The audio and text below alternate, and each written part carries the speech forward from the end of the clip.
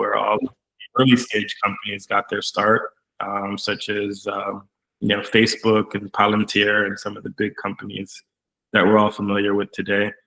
I think one thing that makes Silicon Valley quite unique and special is the ecosystem that's developed ever since the 1940s, when HP got its start in a garage. And then the transistors were being built out with people in Fairchild laboratories. The semiconductor industry was building up due to government contracts. And so with the assistance of government and some of these needs for large scale computing hardware, it started to develop very, very quickly. Also on the academic side, obviously with the proximity to Stanford University and UC Berkeley, kind of an interesting case because on one side you have a private university that's largely funded through grants, but private funds, and then you have UC Berkeley, which is a public university. Both are very top-notch and considered top 10 universities in the entire world. So there's a very strong talent pool that comes out of these schools and builds companies. There's a large entrepreneurial focus here, as many of you know, and so there's also the VC market. The capital markets are really what make Silicon Valley go. So it's a very unique ecosystem. There are about 14,000 startups that are VC backed here in Silicon Valley, and I know that there's largely been a lot of questions around whether Silicon Valley is the same as the rest of the world caught up. I would still say half of venture capital is still largely coming out of the Bay Area. So it's still a very strong ecosystem. If this is an area for builders. So most companies who are building solutions in other parts of the world, when they're ready, they typically, especially when they're ready to enter in the US market, they typically establish themselves here in Silicon Valley, at least with some sort of a satellite office in operation. So it's a very unique place to be from that standpoint. And there are lots of mentors, lots of service providers. All these things make up to be a very robust ecosystem. So I got my start working at IBM and sales and marketing roles as part of the largest or the most successful PC sales team in the country. So that's how I kickstarted my career. I then started my own startup company, which was designed to help US students to study in different parts of the world. Lots of learnings there. Obviously didn't go past a certain point, but I went back to school, got my MBA from Pepperdine University in Malibu, California. And then I went to live and work in Brazil and other parts of the world as well, but very much traveled. I speak Spanish, Portuguese fluently, and would love to learn some words in Bangladesh as well. So if anyone wants to teach me some words in the chat, I'm happy to learn a few words. But I've been working in the startup ecosystem for about 10 years now. So initially after HP, I started working with a company called GSV Labs, which stands for Global Silicon Valley. And we were the largest co-working space. I was part of one of the founding members of that team. So that was my second startup. And it was a platform to help founders to accelerate their businesses. And so I started the first accelerator at that company in partnership with Google Developers Launchpad. And we primarily focused on supporting founders from emerging markets in Mexico, Brazil, and Indonesia, where I got a chance to meet President 𝗂𝗃𝗃 and his administration and work directly with them on their technopreneurship initiative, where they were looking to develop 1,000 digital startups in the next 5 years. So that was a tremendous opportunity to learn about that ecosystem as well. And then I started my own company called iLab Collective, and that was acquired by Mind the Bridge. So I had an exit, which was very exciting. And now I'm working with a company called 𝗻𝗻𝗄𝗃. It's an AI company that is, we're building, we're still coming out of stealth, but I can tell you that we're looking to build an AI co-pilot for corporate innovation. So it's a B2B company that supports new venture creation at the corporate level. So that's what I do now, and I also work with Accelerating Bangladesh and looking to support a lot of the startups here and in different parts of the world. My ethos, my mantra is that there's talent all over the world, including in Bangladesh, and entrepreneurship has a way of transforming economies, as you all know. And so for me, I'm very much committed, I would say, dedicated to helping entrepreneurship thrive in various ecosystems around the world where there's a lot of strong talent, but maybe not the connections or perhaps some of the know-how that can help you to learn from the mistakes that I see many entrepreneurs make on a daily basis. So my hope is that in this session, when we speak and I hear some of your startups, would love to give you some very specific feedback based on my experience being 10 years in the startup ecosystem, 20 years plus in the tech ecosystem at large. And I'm hopeful that some of my comments can help you to at least get a better understanding of how American VCs typically think about new ventures, new startups. And so, I do have maybe some content. I don't know if we have time for that, but if there is time, if you have some questions or you want to get a better understanding of what US VCs typically look for, we can go into that.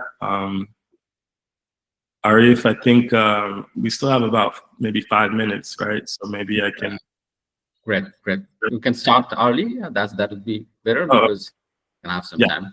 But again, to all the founders who have joined, so I'll let me tell you again. So those who are pitching, they're here, so they will be pitching today. So specifically, we have been working with tech startups. We're trying to put more of tech startups with you. So if you're interested with non-tech, you can tell us, so we can slot non-techs to the coming days. I work with companies that are non-tech as well, so that's totally fine. I think the biggest thing that I typically focus on is market size.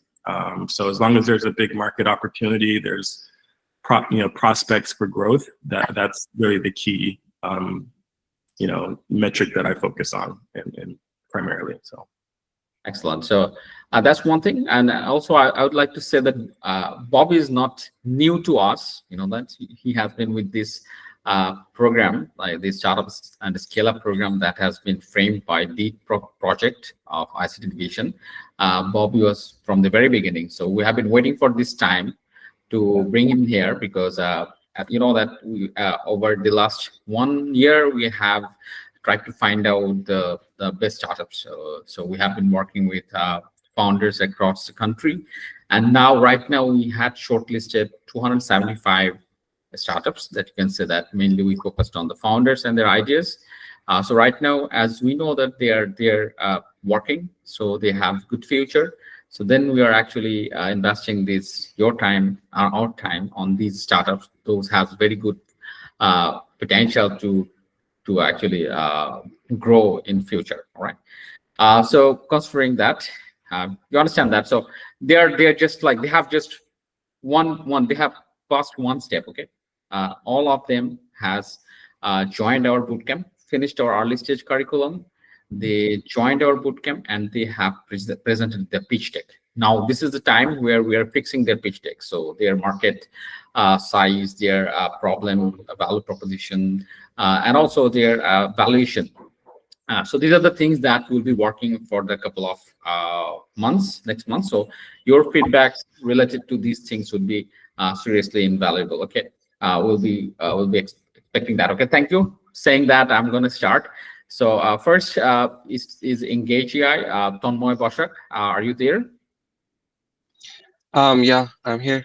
So you can share your pitch deck, please. Sure. All right, 𝗂𝗏𝗂𝘀𝗵. Did I say that right? 𝗂𝗏𝗂𝗀𝗃. 𝗂𝗏𝗃𝗃. Yeah. That's nice. I'll remember that one. All right. I think I'm live, right? Yes.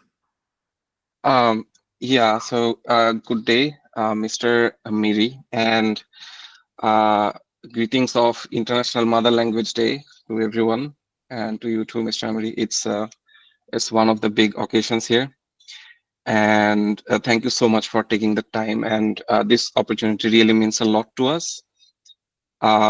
We really need feedback. I think there's a lot of talent in this part of the world, and with proper guidance, we can go ahead, I think. So yeah, thank you so much. So we are engage.ai. We are powering sales for restaurants. So I'm sure all of us love to go to a restaurant for eat out or just like to order from one. But I guess we don't realize that restaurants actually lose 50% of their working hours in just managing sales and orders. So there is their own orders, there are dine-in orders, tables and bookings and waiters. There are also partner orders from different partners like Foodpanda and Pathao here. And then there are customer queries on social media, phone calls, and their own website where they take orders.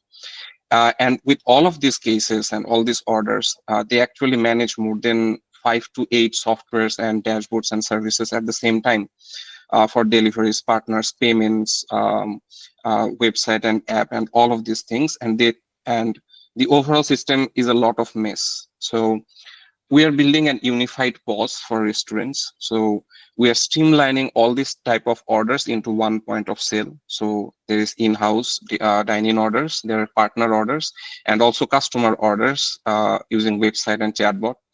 And with a unified point of sale, what comes through is they actually get real-time inventory management, because previously all of these different type of sources didn't combine into one place or one platform, and their inventory became a total mess. And there was no way of actually estimating the costs of operations and cost of goods sold and what actually sales they were doing. It was a very difficult task to combine them, and there was no way of transparent reporting. So with this integrated POS, we have combined all these problems and given them a proper solution. On the other hand, on the customer end, our service generates a website for them automatically. The purpose of the website is to collect orders very easily. And on the other hand, we have an AI chatbot that can connect to Facebook page, WhatsApp, Instagram, and they can reply to customers and also collect orders from their customers. With this solution and this point of sale, over the last 2 years, we now have 500 plus paid locations, and it includes big brands, reputed brands like 𝗵𝗲, BFC, Chilox, which are multi-brand, Sultan's Dine, multi-brand restaurants here in Dhaka and all over Bangladesh. In GTV, we have crossed $3 million, and in total, we have processed 600,000 orders already. And our chatbot has replied to 1 million plus messages in last 2 years. So what we're seeing right now in the worldwide restaurant market, that the restaurant software market is actually growing at 15% every year till 2030. And all of the restaurants, at least the ones that have at least a number of employees, at least like 10 employees, they want to invest in technology. They need to invest in technology with globalization and all the different platforms and partners coming through. They're very much interested in technology, and the market is growing in a healthy manner. So if we look at the market size, there are 22 million food servicing entities in the world. That sums up to around $25 billion of market size. We see that an achievable market in the tech adopting side would be the number of restaurants that have at least 10 to 300 employees, which comes down to $10 billion. And I think 10% of that is our SOM, our obtainable market, which is $1 billion. So our business model is very simple. We charge monthly subscriptions. We are a software as a service company. So we have from free to premium tiers. So for each location, we charge from $5 to $30. Last year, we grew by 2 times, and currently our month-on-month growth rate is 6%. We grossed around $5,000 last month in January. There was a small dip during all the commotion in the country, but then we're rising again now. So this is my team. We are 4 founders. We are from the same university, and we were actually in the same department, and we have known each other for 10+ years now. And we have experience in the restaurant tech industry, I would say, for 5+ years now. We work with multiple big brands and restaurants with multiple types of solutions, chatbots, order taking, their website. And we saw a gap in the market, and we worked very closely with them. We studied the market, and then we came up with a solution that could really help them and solve their problems. In terms of achievement in 2023, end of 2023, we received the ICT grant of $10,000 that gave us a lot of outreach and gave us a lot of confidence and the starting boost for us to go through. We partnered up with Foodpanda, 𝗕𝗏𝗏, SSL Commerce, bKash, big corporates in the country, and also ICT division and Accelerating Bangladesh and IDEA with the government. In terms of market, so it's a big market, and also there are players in the market. I think that where we can go unique and have an USP is how we integrate the solution and give it at an affordable price. I think the market needs a unified, affordable solution. If we look at the less expensive traditional point of sale, they are not very integrated. They are cheap, but not very integrated. The expensive ones, they run through add-ons like Square, Touch Bistro, Lightspeed, Lunchbox. They use a lot of add-ons so that they can connect with different platforms and different solutions so that they can get all of the solution at once, but that becomes expensive. So in some cases also a bit unmanageable. So that's where we're going for. We have identified the ideal customer. As I said, I think from 10 to 200 employees, 300 employees with tech adopting nature would be an ideal customer. So if it's a low complexity restaurant, our partner referral program, word of mouth and SEO is doing well. And the restaurants are self-led. They come to our platform, sign up and start using the service, sometimes in less than half an hour.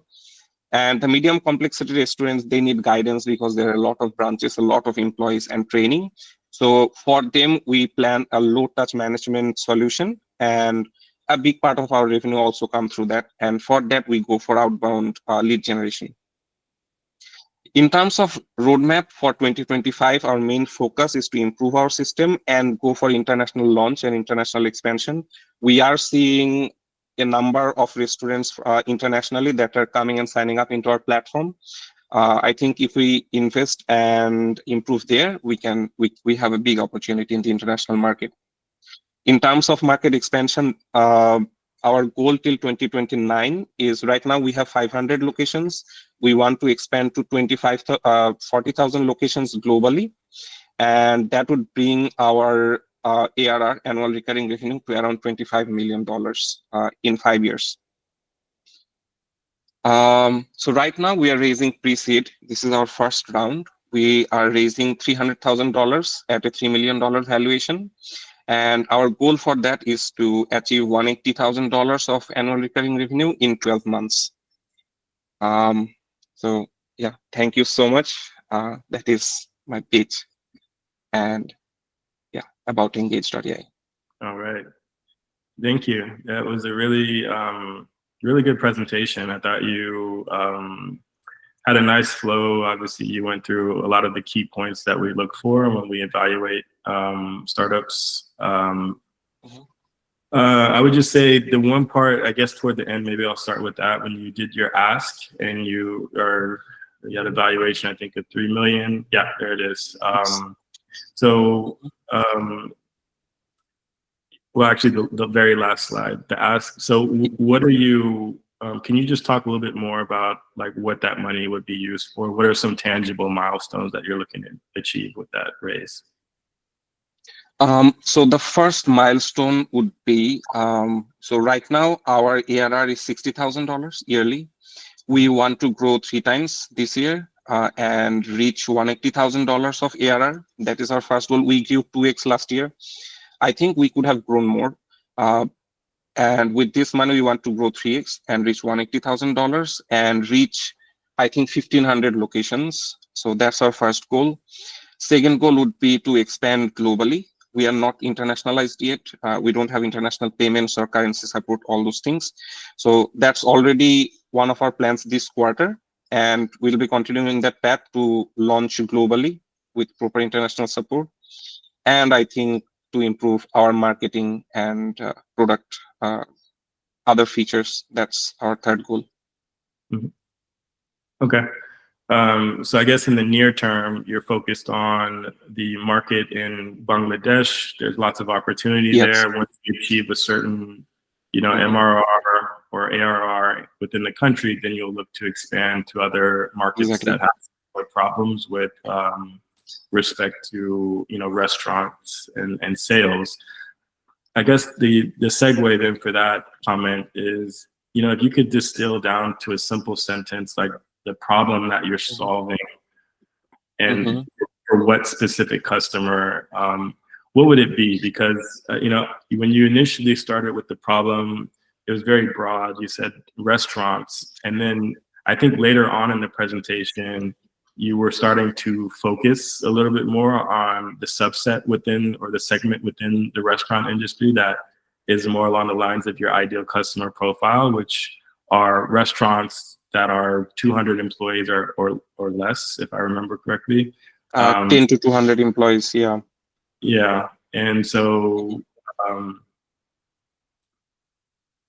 that's a pretty good size, operation.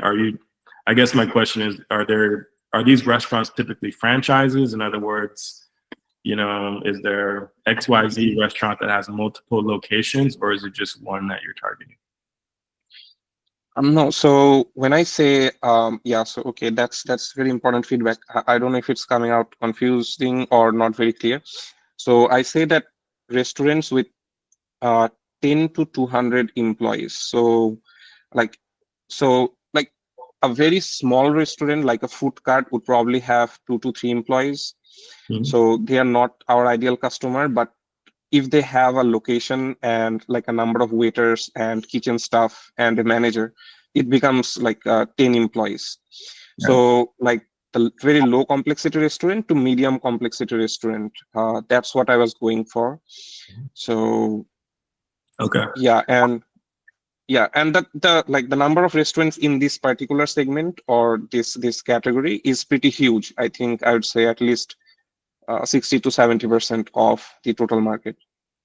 Yeah, because that's what I would want to know as well. So if you're specifically targeting, restaurants of that size, and then you go into a market size slide, I would want to know that there's research that suggests that there are, 20,000 restaurants within Dhaka alone that fit that profile, and then you're looking to capture, anywhere from 1 to 10% of that, market within the next few years. And this is how you're going to go about doing it. And that's when you start to get into your go-to-market, which I think could use a bit of work as well, because it seems like it's a bit of a passive go-to-market. You're relying on word of mouth as well as some, ads. Not sure how effective that can be, but just a little bit more detail on, like, specifically what's the segment and how does your go-to-market suggest that you're going to capture a pretty good chunk of a very growing market. And I think that more than anything, that's what you want to leave the audience with, because it suggests that you have a plan for growth in a well-funded industry that has a big problem that you're looking to solve. I guess the other thing, and we only have a couple minutes left, I see a little bit more information on the competitive analysis. I know you had that X and Y axis there, and that's traditional, that's good. But would you consider Stripe, to be a direct competitor? I don't know. That's a really, really big company. I think it's a very ambitious, goal to want to compete with them. But maybe, think about who are some direct competitors in that space. Who are those restaurants currently using to manage their sales, to manage their accounting, to manage their customer engagement, and maybe use those as the companies that you benchmark against on that sort of a slide. I think that would make it stronger, because it suggests that, you have a very specific differentiator. Maybe your software is just stronger. Maybe it's all in one. And so you're able to do more for the customer at a more reasonable price. The other thing I didn't mention on the business model is that one thing that I would want to know is, since it's a subscription model, is it per restaurant or is it per employee? Are there tiered subscriptions, or is it kind of a one price for all? Because that's the type of data or information rather that would help me to get a better sense of how big this could potentially be if you figure that you capture a specific subset of that market at however many restaurants. You have 3 ways of producing revenue for 𝗙𝗍𝗍, and this is how big it could be. You don't want like a very just a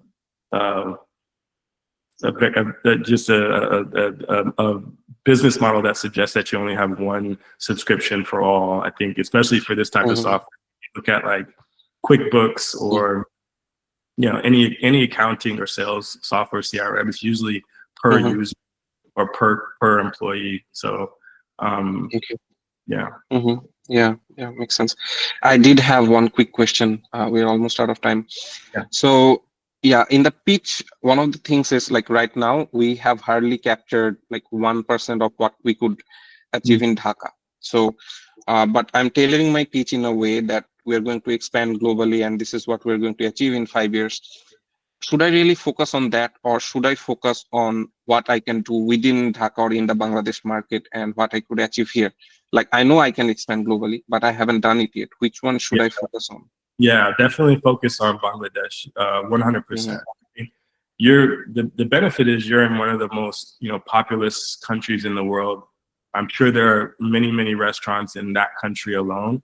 And so it's a very attractive market from that standpoint. It might not be as well funded as you would want, but there's certainly enough business that you could potentially capture. Once you prove the model, only then would I suggest focusing on global expansion, perhaps to adjacent markets, in different parts of Asia before you then come to maybe Europe or the US. Right. Yeah. And that clears up. Yeah. Thank you so much. Thank you. All the best. Keep in touch, and all the best with your company. I really enjoyed your presentation, by the way. I thought it was very well done. Oh yeah, thank you. Yeah, great. Thank you, Tanmoy, and thank you, Bobby. It was great. Now 𝗲𝗃 is going to starting. So 𝗃𝗃 is here. Okay, 𝗃𝗃, please. Right. Hi everyone. Yes, sir. Hi, 𝗃𝗃. Hi. Happy International Mother Language Day. I'm 𝗃𝗃 presenting 𝗲𝗃. We offer instant access to doctors and guaranteed ambulance arrivals at your doorstep. We have 3 years of operation experience in the health industry in Bangladesh, having 128 plus agents and 400 ambulance partners nationwide. Achieved 33,000 customers and already aligned with 10 ambulance companies in Bangladesh. As Bangladesh has a high population rate, only 5 doctors for 10,000 people, this ratio creates significant challenges in healthcare access, long waiting times, limited access to the specialist, and unreliable emergency services. Patient experience frustration, stress, financial burden, and anxiety. Bangladesh needs a healthcare system that prioritizes patient well-being and delivers efficient and effective care. 𝗲𝗃 is a one-stop solution for all your healthcare needs. So we are offering emergency assistance, user-friendly apps, find the right doctor as per your requirements, quick and hassle-free services, versatile consultation, 24/7 availability, and affordable service anytime, anywhere. In our app, we can find and book appointments with verified doctors within a second. Choose between in-person consultation, video calls, or even request a doctor to visit you at home within a minute. Access emergency ambulance services within a granted 30 minutes response time nationwide. We have built a wide network of over 12,000 doctors and 400 ambulances across Bangladesh. Our ambulance can arrive at your doorstep within 30 minutes after your call, We have 3 owned ambulances. Those are ICU, CCU, AC ambulances. Having a 400 ambulance partner is an advantage for us. Bangladesh faces a healthcare access crisis. Dhaka alone needs over 3 lakh outpatient appointments daily, within a nationwide demand exceeding 1 million. Even emergency cases face delays. In Dhaka, the ambulance calls demand around 1,500 per day. 𝗕𝗏𝗃𝗃 is a solution here. Our platform connects patients with doctors for appointments and telemedicine, while our extensive ambulance network ensure rapid emergency responses. The market is massive, with a TAM of $1.2 billion. We are positioned to capture a significant share with our growing user base. Since our launch, 𝗕𝗏𝗃𝗃 has facilitated over 33,000 appointments and responded to over 7,000 ambulance requests. Our doctor network is booming, with over 12,000 already registered, and the demand keeps growing. Our platform operates under a hybrid model with multiple revenue systems. Patient can access a freemium appointment booking system, potentially with premium features recurring a subscription. We also charge transaction fees on booked appointments and completed telemedicine consultation. Hospitals and clinics benefited by reaching new patients through our platform. We have several competitive advantages. Our app provides detailed information about doctors and hospitals. It features a quick booking system. You can book appointments, access video consultation, and request ambulance all in one place. Doctors can schedule their appointments conveniently on our app, ensuring minimal waiting time for our patient. Our social impact factors in terms of access to healthcare. We already served over 33,000 patients in just 3 years. We have also significantly reduced waiting times by offering online doctor appointments. This allows patients to consult with doctors remotely, eliminating the need to travel to a clinic or reducing waiting times for both in-person and virtual consultations. We have aligned with SDG 3, Good Health and Well-being. 𝗕𝗏𝗃𝗃 clearly contributes to this SDG by improving access to the healthcare and preventative measures. We have served male 22,000 people and female 11,000 people. In financial ask, we are raising around 4 million in pre-seed round. We'll allocate this in product development, 25%. For our marketing and user acquisition, we'll use 40%. And for our team expansion, we'll use 35%. Here is some annual GMV targeted to the 2027. Our expert team combines deep knowledge, medical knowledge with Dr. Imtiaz and 30+ advisors. We have strong business acumen, Mrs. Waziha and Mr. Mohsin, having key industry connection from our chairman, 𝗍𝗏𝗔, and cutting-edge technical skills, Mr. Rejal's team, to innovating Bangladeshi healthcare system.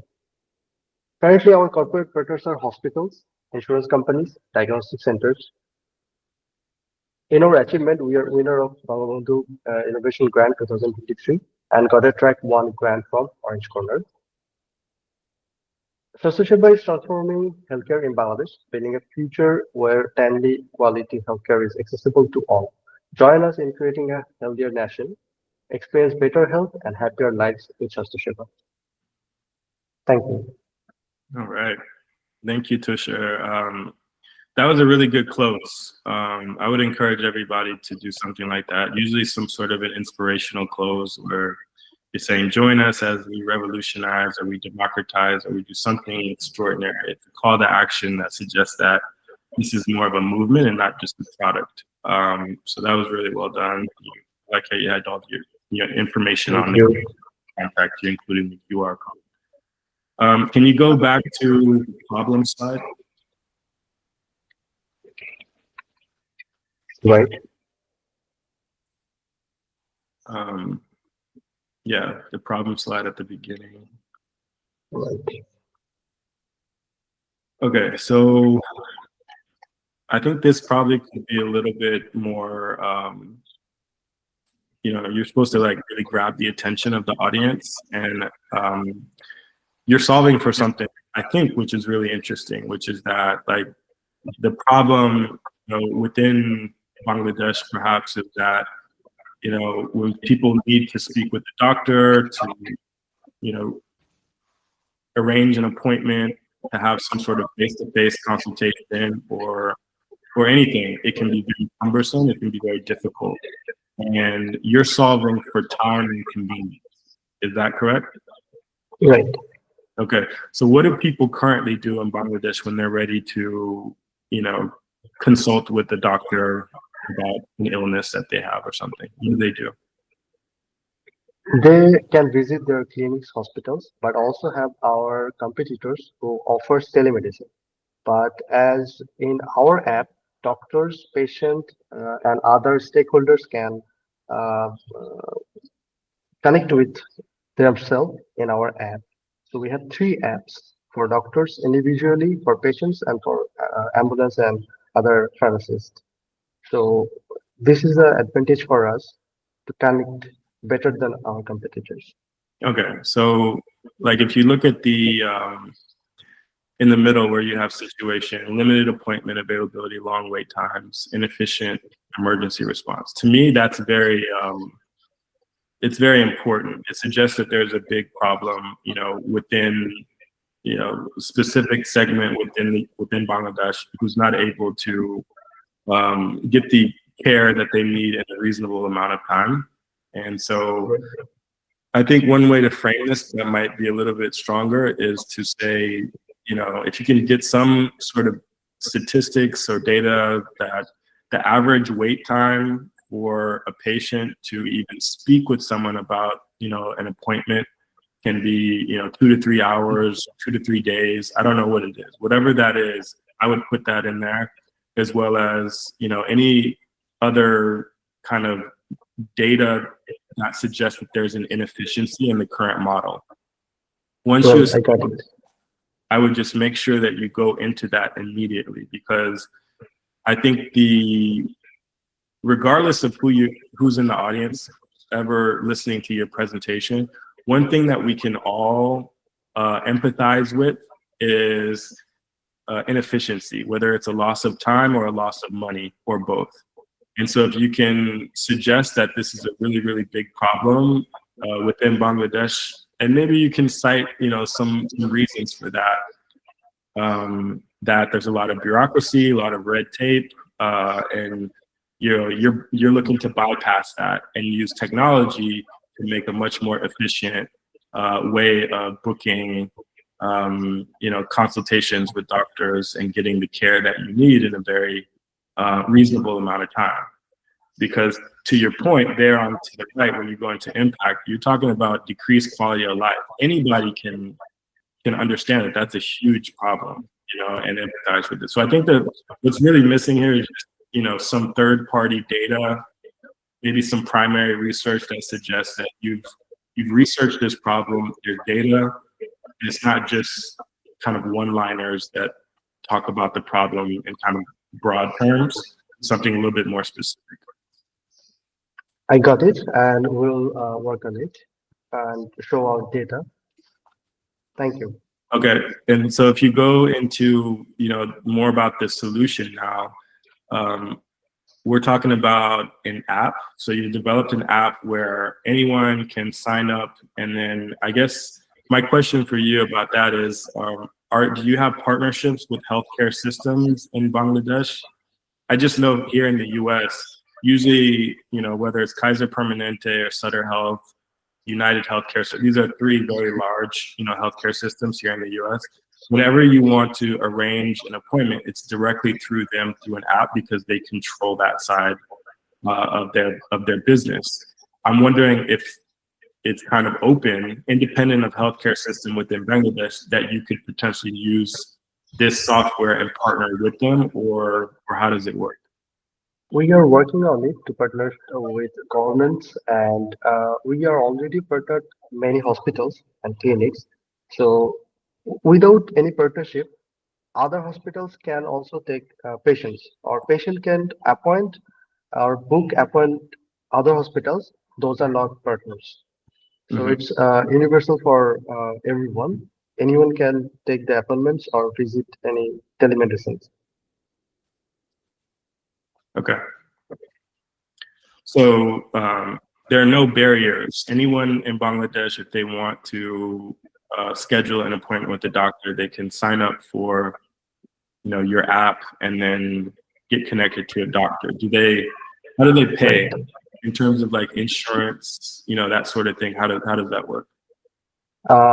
They can book an appointment and a doctor can accept it, or if the doctor is not available online, our customer care handle it. If doctor accept it, patient paid their bill, and after that a medicine happen. Or the patient can choose cash on their chamber, and hospitals can partner with us to share their commission. Okay. The follow-up to that question is, within Bangladesh, who's the specific customer that you're targeting for this? Is this literally for anyone in Bangladesh, or is it specifically like a certain part of the market that is struggling with this sort of access to doctors? Actually, everyone is our customers, I can say, but we are targeting for those people are available online, who can use smartphone and have a specific economic margin. So for geographically, it's a urbanized areas. I can help you to share. Okay, so Bobby, this is Arif actually. So I can help you. This is because you know that most of the cases, if you're looking for a doctor in Bangladesh, so we have a completely different medical healthcare system here. So it's mostly private, totally private for the people who have some money. Only the very poor people, they go to public services. But most of the people have to find out their own doctors. So in most of the cases, we don't know the specializations. For example, I'm to meet a doctor who is specialized in arthritis. So I don't know. Okay, so this app actually helps me to get specialist on a specific area. So I can go and book that doctor appointment, and I pay a specific fee as a patient. Okay, so for booking, they're charging one fee, and then also when the doctor is actually serving them, so they're actually charging a little commission from the doctor or the hospital or the consulting chamber who are actually managing the doctors. So they have these two revenues, one from the patient directly. The patient should be like you and me, who has capacity to use mobile applications and who are looking for a faster appointment system. Okay, so they are helping getting them. Otherwise, you have to call, wait for like 10 minutes, 15 minutes, and no one is there. So this is happening in Bangladesh. So there is a time gap to get a doctor. So that's the problem you have to tell, I guess. You have to give critical statistics. I believe, okay, that's what they're doing. I've been with 𝗔𝗃 for a very long time. I've been mentoring them. So that's why I'm saying that. Okay. Yeah. I appreciate that. Thank you. Okay, so anything more for that? We've crossed 2 minutes time. Oh yeah. No, I thought it was, now I have a better understanding of the value proposition. So that was helpful. Thank you. Okay. Thank you so much. Thank you for your feedback. I would say today, Bobby, I have brought a number of matured businesses, that they all have revenue, but they all have problem of not getting the points. So they will be telling a lot in your pitches, and then I think that's why it's so good to kind of have the opportunity to ask these kinds of questions, because I assume that, especially if you have revenue that's growing in the way that it has, it suggests that you found product market fit. Sometimes it just doesn't come across in the presentation, so that's why I think sessions like this are good, because it helps to give you a better sense of how to tell the story in a meaningful way. Thank you, Tushar. Thank you, Wajia, for this presentation. Nice. Thank you very much. Thank you so much. Thank you for your feedbacks. Next, we'll be calling for PlanPost AI. PlanPost. Hello, Bobby. Good evening and good morning to everyone.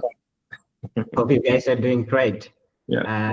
And in the beginning of my presentation, I want to share my deepest respect to all the language martyrs. I think you can see my screen, right? Yes. So let's begin. Did you know more than 80% of the businesses generate a significant portion of their sales through social media? Yet, countless business, SMEs, and e-commerce lost opportunity every day due to poor quality content and inconsistent posting and higher cost of hiring graphic designers. 𝗀𝗃𝗲 solved this problem by enabling business owners to generate high quality and sales-focused graphic design under 20 seconds. And they can publish all the content across platforms with a single click. Our analytics help them to optimize their content, when to post, and what is the right time to post. We have thousands of great designs, so they can actually customize for their content, for their customer. We design our platform in a way so that anyone without having a marketing or graphic designing skill who can just write can generate content for their audience with ease. Just they have to put simple prompt. They don't have to know any prompt engineering or anything. They can design the content and they will get actually customized for their platform so that they can generate more sales and they can be more economically viable in the market. In terms of market validation, there are scheduling software like Hootsuite, and there are manual designing software like Canva, and they have hundreds of millions of visitors who need a better solution to save time, save cost, and get better result with modern tech. Our primary target are solo entrepreneur and a startup who don't have graphic designer or marketer. So they are our primary target, and SME, they are also aligning with us because they sometimes lost or don't have graphic designer or marketer. And agency also our secondary target audience, and also mid and big size business can be our customer. In terms of business model, we follow a viable business model which is freemium. So customer can try all our services so that they can understand how our product can add value to their life. And we also have basic, standard, and premium package so that it can cater all the segment of audiences. In terms of market size, the AI marketing market size is growing 26% higher compared to any industry. And there are 358 million SME globally. And in 2024, 226 billion is spent on social media advertising. So the market is huge, and based on the SME across the globe, our TAM is 170 billion, and we think the achievable market will be $30 billion, and next 5 years we want to be a 300 ARR company. In terms of competitive landscape, most of them, they actually focus on scheduling and publishing content, but we focus on high quality graphics and copy, which can make sure our audience sells. Not only we schedule, but we mainly focus on high quality customized graphic design. And we also have a chatbot that can communicate with audience like a human without taking any rest. A key differentiator, as I mentioned, we are focusing on highly design, and we are providing design that is actually branded, and our AI powered customized design help them to be consistent and branded. It is very easy. As I mentioned, you don't need to have any prompt engineer, or you don't need to have any knowledge of marketing or anything. Just provide a prompt, you can generate the content. Our go-to-market strategy is to partner with a different club like Women Entrepreneurship, True Value, and 𝗊𝗃𝗃, so that we can acquire their customers. We are also collaborating with creator and influencer, and we offer trial and referral to paid customers so that they can bring their friends and family. We're also spending on paid advertising, especially on Facebook, LinkedIn, and Instagram. This is our team. I have worked with few multi-million-dollar company, and I have been working as a digital marketer for last 9 years and serve 122 plus businesses. My team have 12 people full-time, 10 people working as a project basis. They're expert in AI, ML, design, and software development. We want to raise 500K.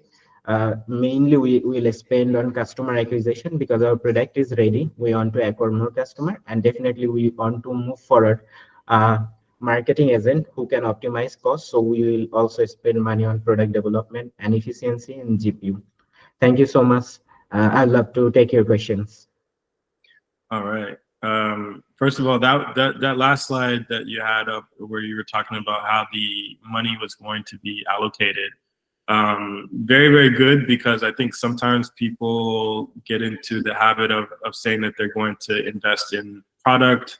And at this stage, especially when you get to the point where you're actually finding product market fit, it's good to show that you're actually allocating it more toward expansion, toward growth, and you feel like it's just a matter of a capital injection helping you to expand at a rate that is consistent with the market. So that's really good. I'm glad that you did that. I guess my question to you is, like, do people, that fall into those three segments that you're targeting, startups, SMEs, and large players, are they all using, Canva? I mean, that's what people use here in the US. There are some smaller companies, for the most part. I guess I just want to get a better sense of, like, as you're reaching out to some of these companies that are currently using, established, well-capitalized companies like Canva, what is your selling point, and how do you get them to at least take a look at your software? So we are focusing on two core value proposition. One is saving time, especially startup and slow entrepreneur. People don't have enough time to actually posting content across the platform every day. So we develop a tool which is called bulk generation. You have to spend only 5 minutes and you can generate a whole month of content. So it will save their time. And right now, if they use Canva to actually generate a month-long content, it will actually save almost 20 to 30 hours. We actually did this analysis, because if you want to use Canva, you also have to use ChatGPT, and you also sometimes have to use a scheduling platform, and you also have to design everything manually. But we're doing everything automated, and it will be under 20 seconds. Based on the internet speed, it take 10 to 20 seconds. So it saves time. Secondly, it is very branded. Our design, our huge collection, we have huge collection of design that is customized when they actually provide the input based on their input. So it will optimize for their audience, so they will get better result.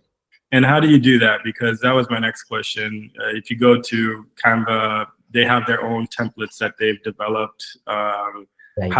What are you doing to create these templates? Are you partnering? Are you doing it yourself? So that's why we have a big team, because in terms of designing, we want to take control, because that's the core value proposition for our target audience. Better design can bring better sales. That's why we have a big team of almost 10 people who spend time on designing, and we actually develop a unique system so that it can be customized for all of our customers based on their branded color and all the thing we generated through LLM. Okay. And the number up there at the top, 3720, is that suggesting that there's some kind of gamification component to your platform? How does that work?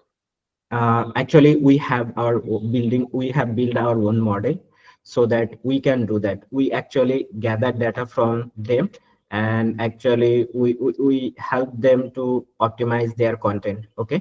So we have our own model so that we can be differentiated. Anyone come to the market and copy us, we don't want to be that person. So we make our model. So we gather data from here, their platform, and we also have other tools to optimize. Good. Yeah. Yeah, it's very, very good space to be in, and I think this is really interesting. Really good presentation. I think, yeah, I would just suggest maybe establishing more of more information around go-to-market. What I specifically want to know is, like, if I were to go to Plan Post AI's social media, are you using your own software? In other words, are you establishing a following, creating very, very interesting content? Are you educating the market on the benefits of using your software? So we use for designing, we use our platform. For video, right now we're working on a video tool that can actually generate video from a link, product link. So that is not ready. That's why we are not using our platform for video, but for graphics we are using our platform. Secondly, I have a studio, so I create content on educating SMEs how they can generate more revenue, why content is important, and how they can automate their social media and digital marketing. So that's one medium. We also do SEO, paid marketing, and as I mentioned, collaboration with different club in Bangladesh. 𝗊𝗏 is a e-commerce association. We are having conversation with them, and we are also having conversation with Women Entrepreneur Bangladesh so that we can partner with them and their audience can join us. And we are also having a conversation with another entity called 𝗃𝗏𝗏.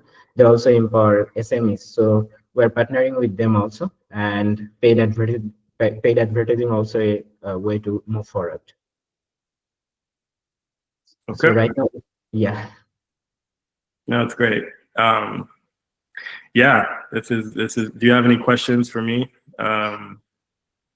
Yeah, definitely. As you mentioned, you work with Apple and sales and marketing department in terms of global expansion. As you know, we also want to go global. So if you give some suggestion, as you live in North America, what kind of market, what kind of audience, and what kind of strategy we can follow, that will be very helpful for me.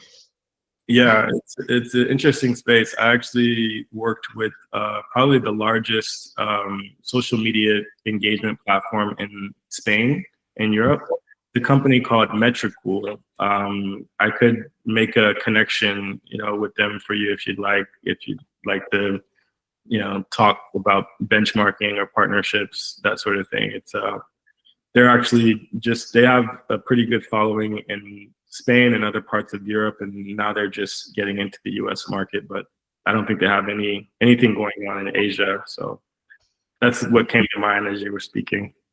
But, that will be fantastic. I would love to connect. We are connect over LinkedIn and we'll have the conversation so that we can collaborate. Okay. All right. We'll connect offline on LinkedIn. Yeah. Thank you so much for your time and enlightening us with your knowledge. Have a wonderful day. Absolutely. Yeah, you're welcome. Have a good day. Thank you, Shane. Thank you, Bobby. Wow, that's a nice session again. So next we're going for GradNet.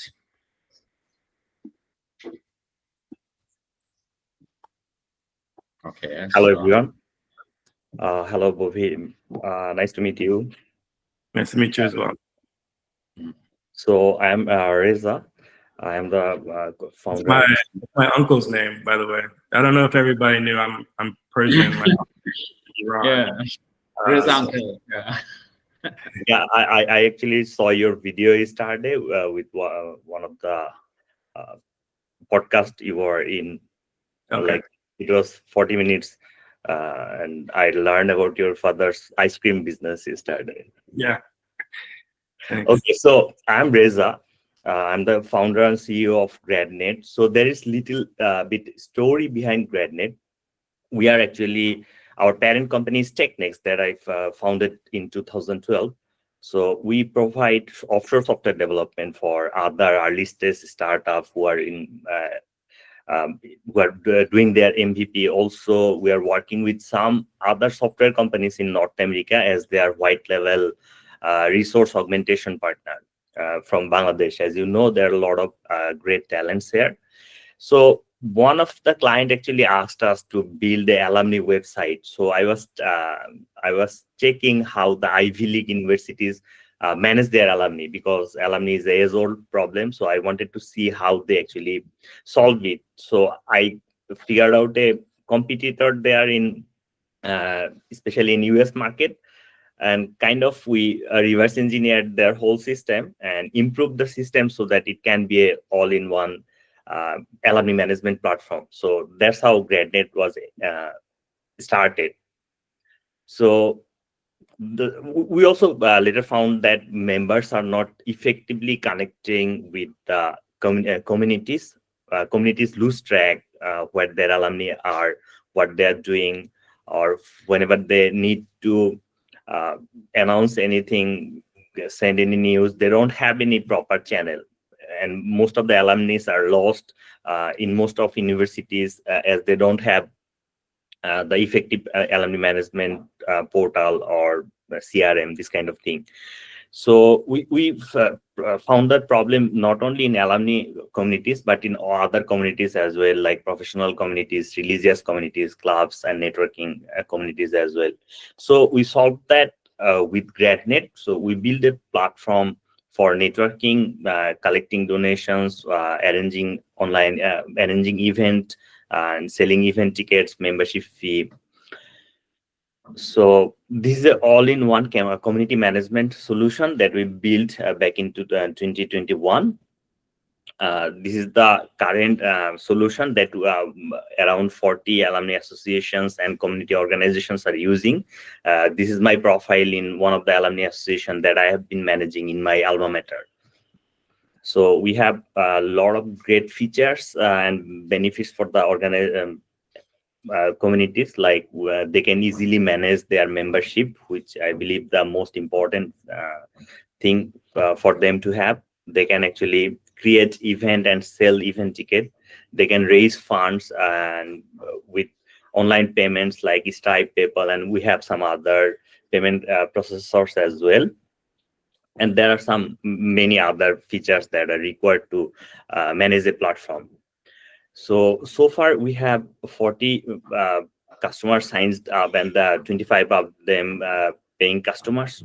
We have around 12,000 USD annual recurring revenue and 90% plus retention rate in last year. So once they are signed up in our platform, most of them don't actually discontinue with us. They carry their auto renew their subscription every year. And they have made more than 500K USD in transaction for event ticketing, fundraising, and membership fee collection.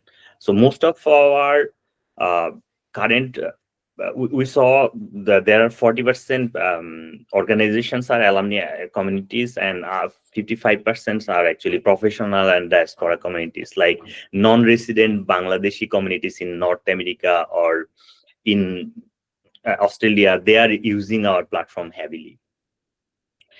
So now we are planning to actually pivot this platform. We found that the one we actually targeted alumni communities that has a very slow growth because there are multiple meetings we need to prepare. We understand that communities have those need we got the product market fit. As you see, we have the traction and real customers using that platform. So we are seeing that not only alumni communities that we targeted initially, there are other communities, non-profits, and especially the creator and educators who actually sell course, sell membership, also manage their community in a platform. They need it the most. Maybe they have less payment capabilities, but if we can ensure their sustainable growth with payment collection, membership, and course selling, that would be more benefit for them. So I have already proven case studies for this kind of thing in the market. So we are planning to pivot from GradNet to 𝗏𝗏, where 𝗏𝗏 will actually serve both alumni communities and other communities as well, where we will have three separate sub-product. Like GradNet will be a full-fledged alumni management CRM. There will be Reconnect for the community management platform for non-profit and diaspora communities. Also 𝗏𝗏, that's for creators, educators, for managing their membership and courses. This is how we want to pivot. And we analyze the market. Currently, the non-profit software market is around 7 billion, which will be doubled by 2030. Same thing for the community management platform, which is around $9 billion. And creator economy, that market is potentially 20 billion right now, which will grow double by 2030. So there are some major players we have identified. Like I mentioned, we somehow reverse engineer one of our competitor, that is Gravity. They used to provide services for Oxford Alumni Network, UCLA, then different network. Then there is Circle, which is doing great in the creators economy. If you know Rob Welling from MicroConf, you see their community is hosted on Circle. So I purchased there 1 or 2 of the course there. Also, the Hybrid and 𝗲𝗃𝗲𝗀𝗃𝗲 are actually doing great in terms of non-profit alumni management solution, and they have more than 20 million yearly revenue. So our revenue model is also from subscription, transaction fees, and App Store revenue. We have planned to add third-party ad. Other companies and developers can actually build third-party apps in the long run. So currently we charge mostly enterprise model, like based on their community size. We do the pricing. We give them the custom pricing, but we want to make it at subscription standard plan with some add-ons we have in mind. So our next roadmap is we are planning to do the rebranding to OneHype. We want to redesign the whole platform. It was designed back in 2020, and then we want to do the course module development and develop the marketing hub and launch the Reconnect product.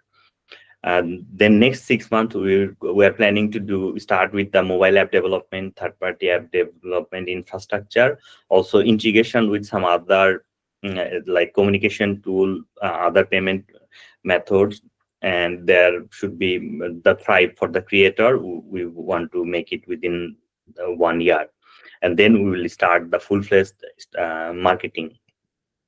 And currently we are seeking 500K just to finish all those things and grow. Half of our budget will be spent on development and another half of customer acquisition.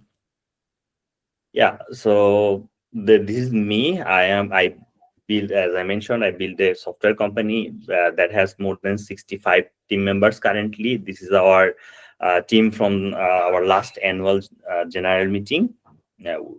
We booked one of the resort and went there.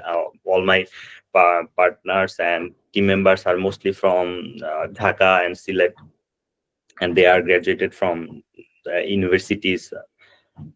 So yeah, thank you. And this is my piece. Let's join GradNet to democratize the communities one at a time. Thank you. Thank you, Reza. Yeah, this is a space that I'm interested in because, I've been managing accelerator programs, for 10 years now. And I can tell you, regardless, and this is not just with me, but with a lot of founders in the accelerator community, it can be difficult to figure out how to manage alumni post-program. And a lot of times they go off, you never hear from them again. Sometimes we'll have like a WhatsApp group or Signal or something like that. And it's not, people aren't very active in it because they feel like they're bothering you, or, people don't want to be too active in a group, and they can't see each other either. So there's that. Have you thought about that kind of segment as well? Different program alumni communities. It's called GradNet. I assume that you started this, with communities of graduates from universities and schools. Yes. How has that gone, like within that segment? That has been doing well. So only thing we don't see, the sales process is very long. So to officially sign off a deal with the universities, it might sometimes take 6 months, sometimes 1 year. So we think still, if you have a like cohort alumni, you can sign up here, add your card, pay like $100 a month, and then you can actually run your community effectively. So this deal will that's why we want to build. But current they are using it, whose communities are actually like I can see few communities who are using, like IUT. This is one of the biggest alumni community in Bangladesh. Islamic University of Technology in Ghazipur. So they have they are one of our main users, like for last 4 years. They have around 2,000 alumni globally signed up for this platform. So there are some non-profit alumni associations, also like non-resident Bangladeshi communities, like this Notre Dame College Alumni Association in Australia. They are using it. This is 𝗲𝗏𝗃𝗲 alumni in Australia. They are using it. So whoever is signing up, they are using it effectively. Like they post a lot of news, update their emails, and maintain their communities. Like so, whoever is in there, they are using it. But onboarding is very difficult. Yeah. To onboard and that was my next question. Is essentially like whenever anybody finishes a program or when they first get involved with a religious organization, maybe it's new, they're excited, they're very engaged, but then they kind of drop off engagement over a period of time. I'm wondering if you've experienced that, and if so, how do you manage that from your side, if at all, to make sure that people stay engaged through your platform? We don't honestly, we don't have anything right now, but we have some planning for increasing the engagement, like with some kind of gamification we want to actually make. There are few interesting things like mentoring and all the things. Not everyone is actually actively mostly using it frequently, but like they are doing the mentoring. So we want to have a gamification who are the top mentors.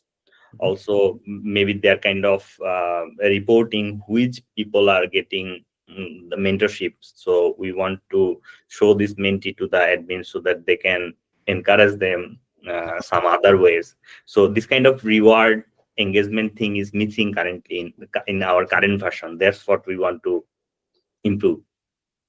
Yeah, I think it's good that you're thinking about that, because I think, and it's not just with accelerator programs or any other of these kind of communities. It's literally with the platform itself, whether it's LinkedIn or Facebook. You have to have like a champion within any group to bring engagement up when people are starting to fall off and do other things and get distracted in their lives with other product, services, things that are going on in their lives. So anyway, that was just something that came to mind as I thought through that part of it. But if you're targeting accelerator programs as an example, usually the organization has a vested interest in making sure that the community remains engaged, because they want to get updates, and as they get updates, it suggests that the alumni are very happy with the experience, and it's part of customer success. So maybe that's a part that you identify within the partner network, that they have a champion that's always there to make sure that they manage the community. Because it's not enough just to have, at least I don't think it's enough to have like just the software, unless they're like pushing notifications to people in the community, providing engaging content that's relevant to people, and maybe that part is automated and that's part of your value proposition. But unless that part is really robust, it's going to be difficult to maintain engagement. If I were to ask you, for example, how many daily active users you had within any given organization, like if you have 100 members in a specific group, what's the percentage of people who are active on a daily or weekly basis? I think the number will be really low, not daily, but weekly or monthly basis is more like 5 to 10%. Okay. Yeah, so still a little bit low. That's the only, like, I think what you have is a very easy sell on its face, because everybody needs to figure out, like, as people become more and more remote, we're doing less things in person. How can we, keep people kind of within our tribe, within our group, within our circle? So if you can figure out like how to increase engagement, I think there's a huge opportunity for you here. Especially if you can do that without the need of a champion within an organization, you can create some sort of automated engagement that keeps people interested in coming back. That's really what would separate you, I think, from a lot of the existing solutions that are in the market. Yeah, the two things I think that we need to solve the engagement, not only not only push notification and gamification. We need a solid mobile app. We have to restart the whole thing again from the mobile app perspective. Yeah. This is fully API driven, so we can do that.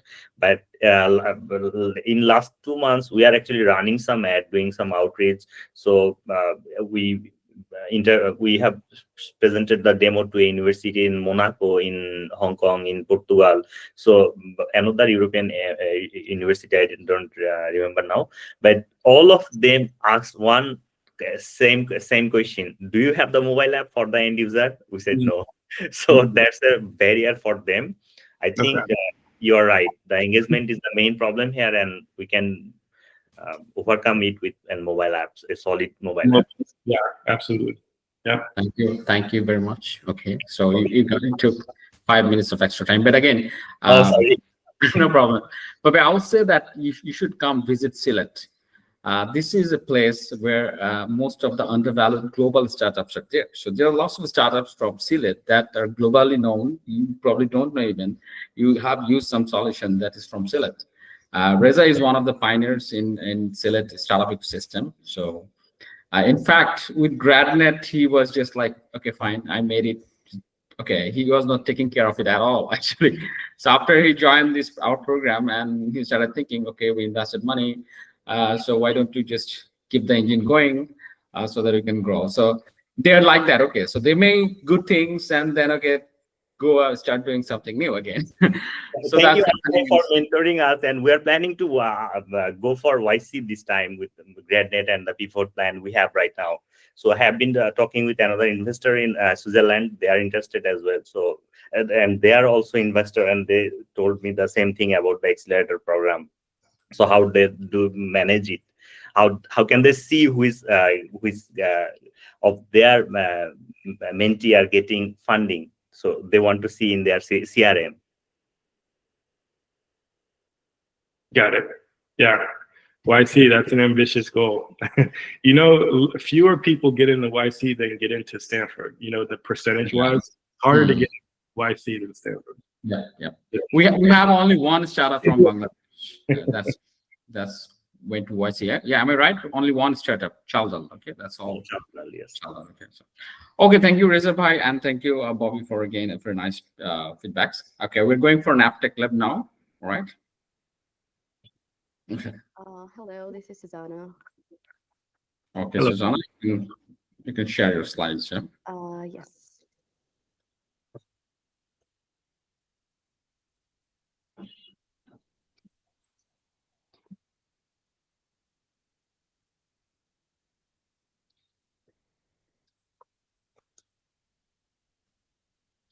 Good morning, everyone. So nowadays, businesses and brands actually faces Can I make it full screen, please? Yeah, Susanna, could you go to the presentation mode? All right, so let's try. Okay, you have time. So we know that we are a little bit rigid at the beginning, so make sure we don't go to 11:30. So we are almost on time, so we can finish at 11:10. And I can go over a little bit if need be. So I'm not Yes, so no problem. Thank you, sir. You can be Okay. So my name is Susanna. Nowadays, brands and businesses mainly they are facing a major problem, which is, or a difficulty, I can say, which is user acquisition and customer retention and user engagement, because the users nowadays they are more focused, or they are engaged in the interactive contents. If they want to buy something or they want to engage in something, they are more into their interactive content. So businesses and brands are shifting their marketing plan into gamification solutions. So when the businesses shift to gamification market, so actually they face some problems, like when they want to build a game, it can be a quiz. to actually engage the users through, it can be a gift, it can be a reward, it can be points, and it can be anything. But when they input, they want to include it in their system, so they face a major problem that they have to build it. And as we are a game development company, so we actually, from our clients, we have received many requests to develop a game for them or do a gamification solution for them. But when we want to do it, the major problem we face is the time. They give a little time for their campaigns to do develop a game, and they have a lower budget. So with that time limit and with lower budget, they want to actually launch a gamification solution, which was actually a problem for the businesses and for us as well, to develop a game with the short time. So here comes the solution, is the gamification solution that we provide. The global game market is $212.4 billion, where the gamification market, it is assumpted to for $48.72 billion. So what the solution we provide is, we develop games, and we have ready solutions. We have developed 630 games. So our business model is, we have developed our all the games, and we provide it as a subscription model, a rental based one-time charge. So when customers come to us, we actually provide our provide them the our games catalog for them, so they can choose the games over there, and after they choose a game, they can actually rent it from us. If they want a gamification solution, or if they want a gamification platform for us, they can actually get it subscription based. So they don't have to build it, or don't they have to break their pockets for it, because we can rent it. And the customization option, because we have a huge library of games, so they can choose what type of game they want, what type of solution they want, and for how many time, how many days and how many months they want it. So they can they can take it as like. And another option is ad monetization. So when we actually build the games, we we actually earn from the ads as well. So what is our competitive advantages is, we provide our games on rental basis. So they don't have to build it. We have already our pre-built games. So we show them the catalog, and they actually pick the games they want. And we have the major solution that we provide is plug and play. So when our businesses come to us, they don't have to do anything with their platform. So they can just copy a 2-line code from us, and they can put it into the website, and our game portal or our games will be integrated to their website. So they then don't have to do anything for it. So it is simple solution for them. And another thing, yeah. So this is our partners. Globally, we are partnered with Geo Games, which is the which is the Reliance Group's product, Mukesh Ambani. So we provide games to them and to their platforms, Geo Games, Geo, and these are some of our another partners like Transon Holdings.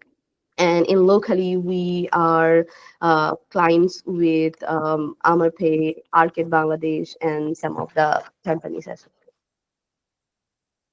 The user in the our games platform, or in our games, so the most of the customers are from United States. So and here, and it is 52%. So last year in 2024, we actually earned $18,000, and in 2025 we are hoping to get $250,000, $2,500. So media coverage has uh, featured us, the Gnaptic Labs was featured in Daily Star and Hong Kong News about our games and what we are doing. And our platform and our games was featured in the international platforms, as well as U Games has featured Gnaptic games in their posts and in their platforms. And we are the top game development companies in Bangladesh, in terms of good firms result, and global market research has put Gnaptic Labs in their post as the game development company. So this is our team. I'm the co-founder of Gnaptic Labs Limited, and this is our team. So our fund, we are actually asking for $80,000. So what we will do, we will actually do a game development. We will expand our library of games, and we will use it on the SEO part and platform optimization, and some of part for partnership and collaboration as well. So we are targeting to reach 2.5 million dollars after 5 years. So thank you so much. All right, thanks, Susanna.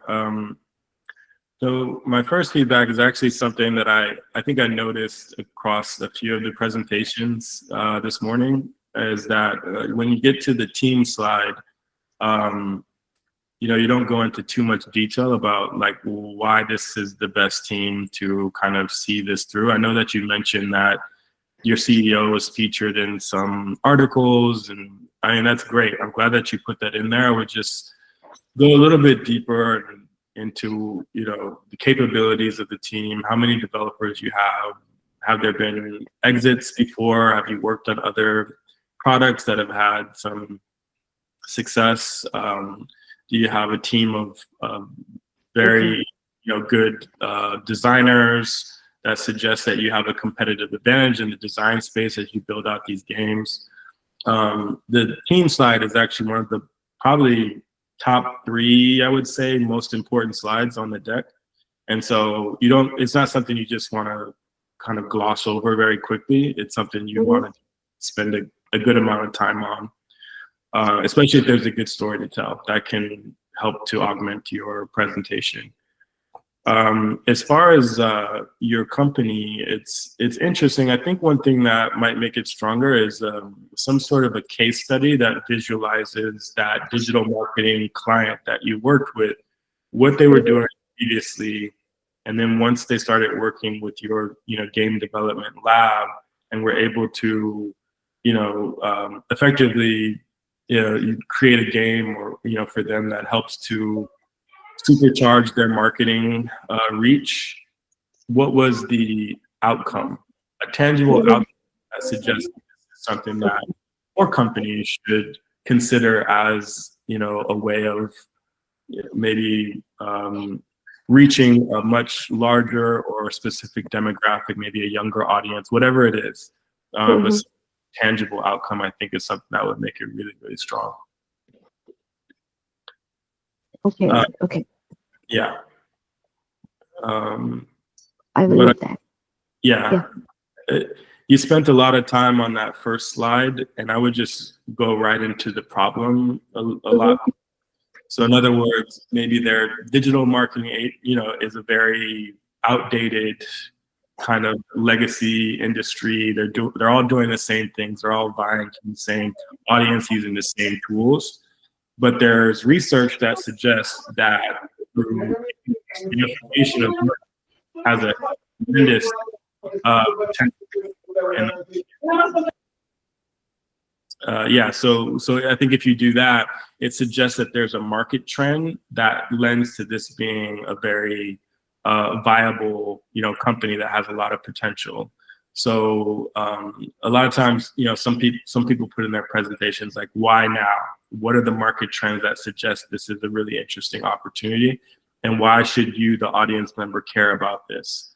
Especially if we're not familiar with it. You're uniquely, very, very much integrated within that industry. And I think for people that aren't, you might need to educate them on the opportunity. And that's why that problem slide, is so important. If you can help people understand, through statistics, through third-party research, through media, through market data and trends that you're seeing, this suggests that there's a really big problem that also suggests tangentially that there's a big opportunity as well for NAPTech labs.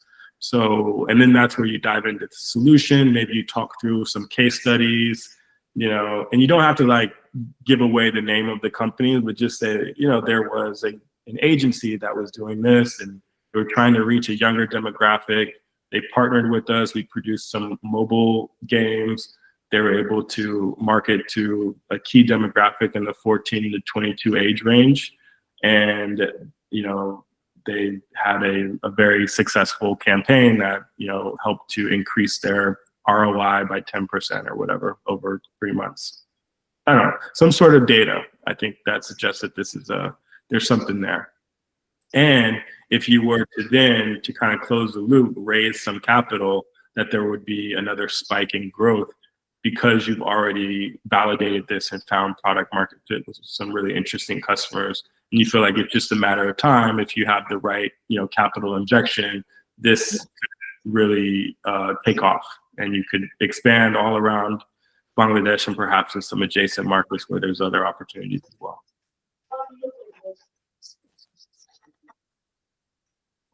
Okay, great. All right. So I believe that's end for okay, let me add all those who presented today here. I'm just pinning all. 𝗲𝗏 𝗀𝗏𝗀. So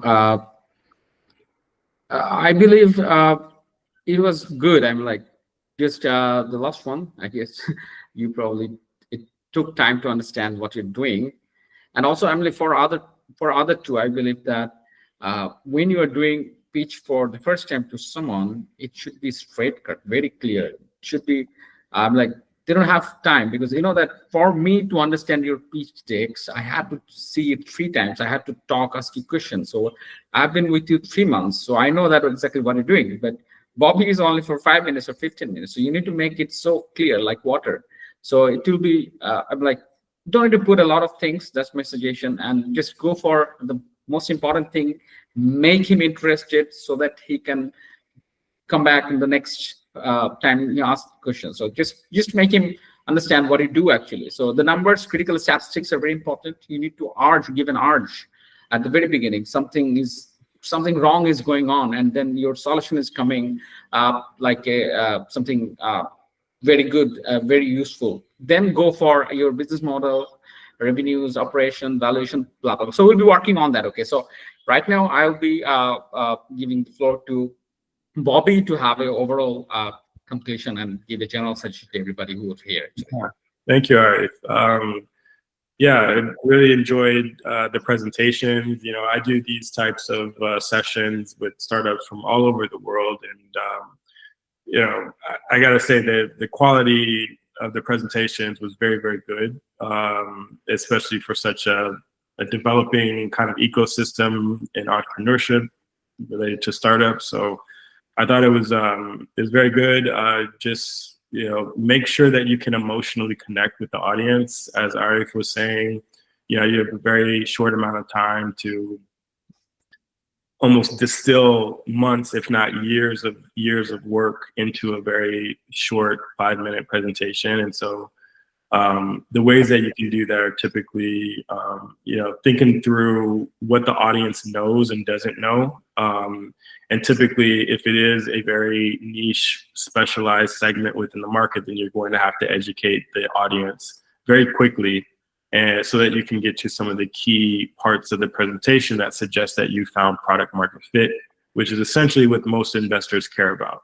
So establish the problem very early, make sure that you do it in a way that's compelling, that makes the audience member care.